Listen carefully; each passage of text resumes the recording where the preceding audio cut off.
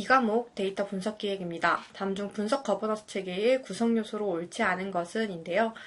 정답은 4번 통합입니다. 분석 거버넌스 체계의 구성 요소는 시스템, 조직, 데이터뿐만 아니라 프로세스, 그 다음에 인적 자원 두 가지가 추가로 들어가 있죠. 인적 자원 그리고 프로세스입니다. 다음 문제 같이 볼게요. 분석 수준 진단 결과 중 준비도는 높지만 분석 업무 및 기법들이 부족한 기업의 유형으로 옳은 것은 입니다. 정답은 도입형입니다. 정착형부터 같이 볼게요. 정착형은 준비도는 낮지만 분석 기법 등을 기업 내부에서 일부적으로 사용을 하고 있어서 정착에 필요한 기업을 우리는 정착형이라고 얘기를 합니다. 준비형은 낮은 준비도와 낮은 성숙도 수준에 있는 기업으로 분석 업무, 인력 이런 것들이 적용이 되지 않아서 사전 준비가 필요한 기업들을 우리는 준비형 기업이라고 얘기를 합니다. 마지막으로 확산형인데요. 확산형은 기업의 데이터 분석에 필요한 분석 구성 요소를 전부 갖춘 기업이라고 얘기를 합니다. 그래서 지속적인 확산이 필요하다 해서 우리는 확산형이라고 얘기를 합니다. 다음 문제입니다. 다음 중 비즈니스 모델 기반 문제 탐색 영역으로 옳지 않은 것은 입니다. 정답은 3번. 경쟁자 영역에 대한 내용이었죠. 비즈니스 모델 기반 문제 탐색의 영역에는 총 5가지가 있습니다. 여기 한번 같이 적어볼까요? 업무가 있고요. 제품이 있습니다. 고객, 규제와 감사, 지원 인프라. 이렇게 총 5가지의 영역이 있고 경쟁자 영역은 해당하지 않습니다. 그럼 업무에는 뭐가 있을까요? 제품 및 서비스를 생산하기 위해서 운영에 필요한 자원과 관련된 주제를 도출을 하는 것이고요. 그 다음에 제품에는 생산 및 제공하는 제품과 서비스를 개선하기 위한 관련 주제를 도출하는 것입니다. 고객은 서비스를 제공받는 사용자 및 고객, 그리고 제공하는 채널의 관점에서 그 관련 주제를 도출을 하는 것을 우리는 고객 영역이라고 얘기를 합니다. 규제와 감사는 이제 당연히 규제나 보안의 관점에서 주제를 도출을 하는 것이고요. IT, 지원 인프라의 영역은 EDW 최적화, 운영 인력 도출 같은 내용이죠. 수행하는 시스템 영역이나 인력의 관점에서 주제를 도출하는 것입니다. 그래서 비즈니스 모델 기반 문제 탐색 영역은 다음과 같은 5개가 있다는 점을 기억해두면 좋을 것 같아요. 다음 문제 같이 볼게요. 다음 설명에 해당하는 분석 프로젝트 영역별 주요 관리 항목에 대한 설명으로 옳은 것은 입니다. 프로젝트 목적성이 맞는 외부 소싱을 적절하게 운영할 수 있으며 특히 POC 형태의 프로젝트는 인프라뿐만 아니라 클라우드 등의 다양한 방안을 검토할 필요성이 있다라는 내용인데요. 정답은 1번. 조달에 관한 내용이었습니다. 이게 분석 프로젝트 영역별 주요 관리 항목이라는 이제 그런 표에서 나올 수 있는 건데요. 이 각 주제 그룹별로 개념이나 관련 프로세스를 잘 이해하고 있는 것이 중요합니다.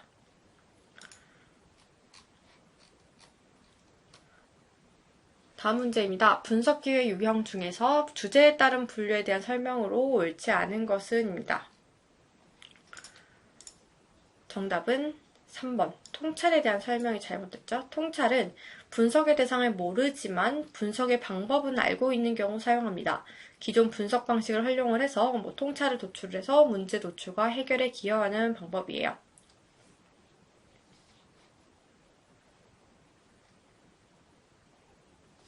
이 분석의 대상 자체를 새롭게 도출하는 것은 4번 발견에 대한 설명이겠죠. 다음 문제입니다. 분석과제 발굴 방법 중에 상향식 접근 방식에 대한 설명으로 옳지 않은 것은 이라는 문제입니다.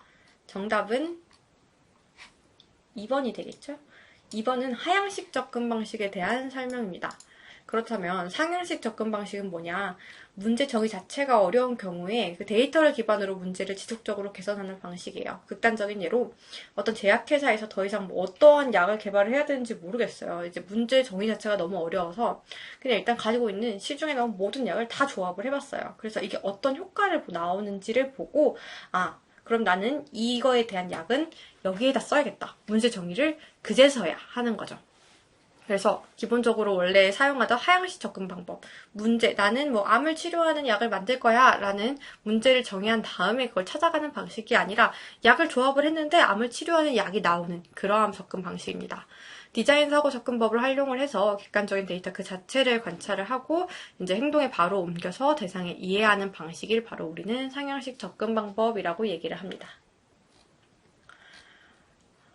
다음 문제입니다. 분석 기획 단계에서 프로젝트 위험 계획 수립 시 대응 방안으로 옳지 않은 것은? 입니다. 정답은 3번이겠죠? 이 프로젝트 위험 계획 수립 시 대응 방안에는 이렇게 대응 방안을 수립을 해서 진행 안정성을 높여야 되고요. 예상되는 위험은 회피, 전이, 완화, 수용으로 구분을 해서 위험의 관리 계획서 또한 작성을 해야 됩니다. 이 3번은요, 그 평가 및 전개, 디플로잉 단계에서 적용에 대한 내용이죠. 다음 중 분석 조직에 대한 설명으로 옳지 않은 것은? 입니다. 기능 구조, 집중 구조, 분산 구조 등등이 있는데요. 정답은 4번입니다. 업무 가다와 이원화 가능성이 존재하므로 각 부서의 업무와 역할의 분담이 명확해야 한다는 것은 우리는 분산 구조에 대한 설명이었습니다. 그러면 각 기능을 같이 한번 보도록 하겠습니다. 우선은 기능 구조입니다. 기능 구조는 전사적인 핵심이 어려워요. 그래서 별도로 분석 조직이 없고 해당 부서에서 분석을 수행하는 형식입니다.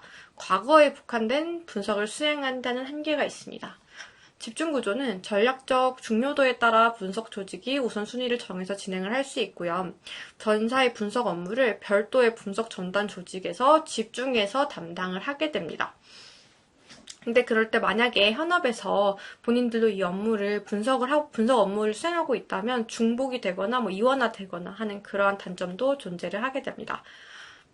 분산 구조를 볼게요. 분산 구조는 분석 조직 인력들을 현업 부서로 직접 배치를 해서 분석 업무를 수행을 합니다. 말 그대로 원래는 분석 조직에 속해 있지만 잠깐 파견이 나가는 거죠. 그래서 전사 차원의 우선순위를 수행을 하고요. 분석 결과에 따른 신속한 피드백이 나오고 베스트 프랙티스가 공유가 가능하게 됩니다. 다만 이제 업무가 너무 과다해질 수 있어요. 현업에 업무 부서에 가서 해당하는 업무도 조금 받을 수도 있는 거고, 또한 좀 서로 요구하는 바가 다를 수도 있다 보니까 다양한 이제 이원화 가능성도 존재할 수 있어서 그 역할 분담이 명확해야 된다라는 단점이 존재를 하고 있습니다. 19번 문제입니다. 분석 로드맵 설정 단계인 데이터 분석 체계 도입, 데이터 분석 유효성 검증, 데이터 분석 확산 및 고도화에서 유효성 검증을 위한 추진 과제로 옳은 것은? 입니다. 정답은 1번이죠.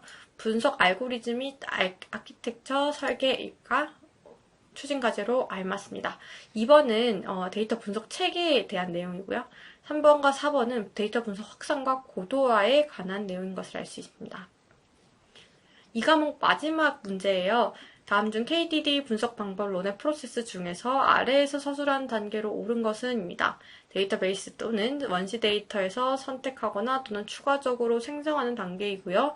데이터 마이닝에 필요한 목표 데이터, 타겟 데이터를 구성을 합니다. 정답은 데이터 세트 선택 3번이겠죠? 데이터 전처리 단계에서는 우리는 프리프로세싱이라고 얘기를 하는데 데이터에 대한 노이즈나 결집값, 이상값 같은 것들을 제거를 하는 단계고요. 예를 들어서 추가로 요구되는 데이터 세트가 있을 경우에는 그 데이터 세트를 선택하고 프로세스를 재실행하는 것을 데이터 전처리 단계에서 구성을 하게 됩니다. 그 다음 단계가 데이터 변환 단계죠. 첫 번째가 셀렉션, 두 번째가 프리프로세싱, 세 번째가 트랜스포메이션인데 이때는 데이터 변수를 일단 찾고 차원 축소를 수행을 합니다. 전체 데이터를 전부 다 분석에 도입을 하는 게 아니라 차원 축소를 진행을 해서 적절하게 분석을 수행을 하고요. 데이터 마이닝이 효율적으로 적용이 될 수 있도록 데이터 세트로 변경하는 단계를 우리는 트랜스포메이션 단계에서 수행을 하게 됩니다. 데이터 마이닝 단계는 분석 목적에 맞는 기법, 내가 영광 유축 분석을 할 건지, 회귀 분석을 할 건지 등등등이고요. 알고리즘을 선택을 하고 패턴을 찾고 예측 작업을 수행을 합니다. 만약에 필요한 경우에는 데이터 전처리나 변환 프로세스와 병행이 가능합니다. 왜냐면 내가 이제 분석을 하려고 했는데 이 분석에서는 범주형만 가능하다든지 하는 경우에는 또 전처리가 들어가야 되니까요. 그래서 앞선 단계와 병행해서 이루어질 수도 있다라는 점을 기억을 해주시고 여기 보기에는 없지만 마지막 단계로는 데이터 마이닝 결과 평가 단계가 있습니다. 말 그대로 분석 결과에 대한 해석을 평가하고요. 발견된 지식을 활용하는 단계입니다. 만약에 필요할 경우에 선택부터 마이닝까지 프로세스를 반복해서 수행을 할 수도 있습니다.